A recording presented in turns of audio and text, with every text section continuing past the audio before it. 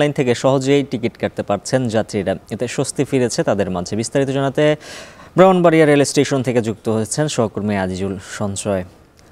সঞ্চয়, জানাবেন টিকিট প্রাপ্তিতে তো স্বস্তি ফিরল, যাত্রীরা কি বলছেন?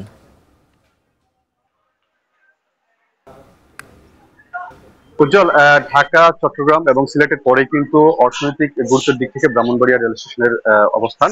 মূলত প্রতি মাসে কিন্তু এই রেল স্টেশন থেকে অন্তত অনলাইন এবং অফলাইন মিলে প্রায় 1 কোটি টাকার টিকিট বিক্রি হয়, যার ফলে আসলে এখানকার গুরুত্ব কিন্তু অনেক বেশি রেলের রাজস্ব আয়ের ক্ষেত্রে। তবে আসলে এখানকার কিন্তু একটি দীর্ঘদিন অভিযোগ ছিল যাত্রীদের, অর্থাৎ যে টিকিট কালোবাজারি হওয়া, অর্থাৎ কাউন্টারে টিকিট না পাওয়া।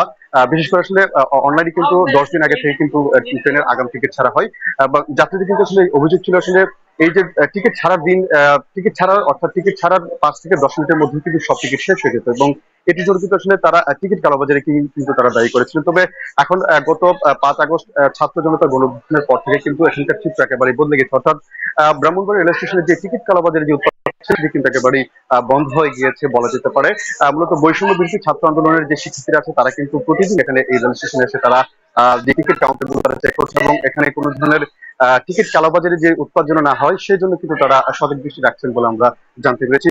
একটু জেনে রাখি উজ্জ্বল, ব্রাহ্মণবাড়িয়া থেকে ঢাকা, চট্টগ্রাম, সিলেট সব বিভিন্ন গন্তব্যে প্রতিদিন 5 থেকে 7 হাজার যাত্রী কিন্তু যাতায়াত করে থাকেন এই রেল স্টেশনটি ব্যবহার করে, এবং প্রতিদিন 28টির মতো ট্রেন এই রেল স্টেশনে যাত্রা বিরতি করে আন্তনগর, কমিউটার এবং মেল ট্রেন মিলিয়ে এসব ট্রেনের টিকিট সংখ্যা রয়েছে প্রায় 1,500-এর মতো। তো আসলে যেহেতু যাত্রী সংখ্যা আরো অনেক বেশি, সে তুলনায় আসলে এই টিকিটটি কিন্তু একেবারে অপ্রতুল বলে জানিয়েছেন আমাদেরকে যাত্রীরা। তবে যাত্রীরা আসলে যেটি বলছেন আসলে দীর্ঘদিনের যে সমস্যাটি যেটি ছিল, অর্থাৎ টিকিট কাউন্টার থেকে পাওয়া যেত না, সেটি কিন্তু এখন আর সমস্যাটি তারা আমাদেরকে বলছিল। তারা বলছেন যে আসলে এখন যাত্রার একদিন আগে গিয়েও কিন্তু তারা কাউন্টার টিকিট পাচ্ছেন, অর্থাৎ এই যে টিকিট কালাবাজার যেটি বন্ধ হয়েছে তার ফলে তাদের কিন্তু স্বস্তি ফিরে এসেছে এই যাত্রীদের মাঝে। তবে এখন তারা যে দাবিটি করছে, যেহেতু ব্রাহ্মণবাড়িয়া থেকে প্রচুর পরিমাণ যাত্রী এই রেলপথ ব্যবহার করে দেশে বিভিন্ন স্থানে যাতায়াত করে থাকে, সেজন্য আসলে নতুন একটি কমিউটার ট্রেন অথবা একটি মেল ট্রেন আসলে এখানে যেন দেওয়া হয় সেটি কিন্তু তারা দাবি জানিয়েছেন। এছাড়া যে বিদ্যমান যে ট্রেন আছে, অর্থাৎ 28টি ট্রেনের যেই 1,500-এর মতো টিকিট আছে, সেই টিকিট সংখ্যা কিন্তু আরো অন্তত দ্বিগুণ করার কিন্তু তারা একটি দাবি জানিয়েছেন, যার ফলে আসলে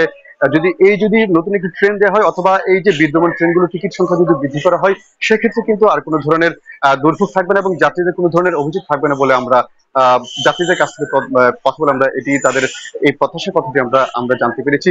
একটু জানিয়ে রাখি উজ্জ্বল, আমরা কথা বলেছিলাম ব্রাহ্মণবাড়িয়া রেল স্টেশনের সহকারী মাস্টার শাকির জাহানের সঙ্গে। তিনি জানিয়েছেন যে আসলে এই যে টিকিট কালোবাজারে যেটি বন্ধ, সেটি বন্ধ করার জন্য কিন্তু তারা আসলে দীর্ঘদিন ধরে চেষ্টা চালিয়ে এসেছিলেন।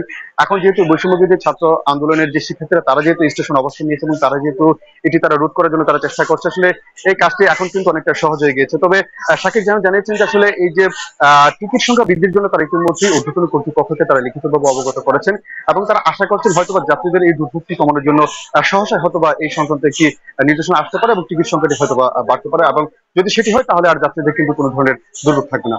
উজ্জ্বল, আমার কাছে এই ছিল ব্রাহ্মণবাড়িয়া রেল স্টেশন থেকে টিকিট সংক্রান্ত সবশেষ তথ্য। যুক্ত ছিলেন সহকর্মী আজিজুল সঞ্চয়। নিচ্ছে আরো একটি বিরতি।